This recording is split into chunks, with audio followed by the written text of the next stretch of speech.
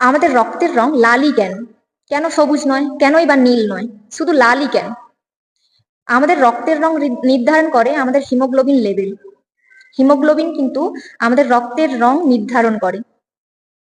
হিমোগ্লোবিনে রয়েছে আয়রন, আর এই আয়রন যখনই অক্সিজেনের সাথে মিশবে তখন আলোর সাথে রিফ্লেক্ট হয়ে এটা কিন্তু ব্রাইট লাল রং দেখা যাবে, ব্রাইট লাল রঙের দেখতে পাওয়া যাবে। মানে যার শরীরে যত অক্সিজেনের লেভেল বেশি তার কিন্তু রক্তের রং ততই গাঢ় লাল, উজ্জ্বল লাল রং।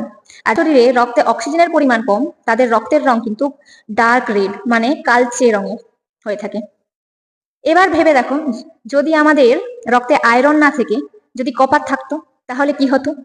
তাহলে কিন্তু আমাদের রক্তের রং সবুজ বা নীল হতো, যেমন অক্টোপাসের রয়েছে।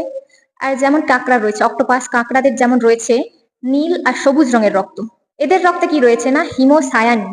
এই হিমোসায়ানিনে রয়েছে কপার, যেটা কিনা অক্সিজেনের সাথে মিশে সবুজ বা নীল রং রিফ্লেক্স করে। এবার প্রকৃতি মানুষের জন্য আয়রনই কেন বেছে নিল?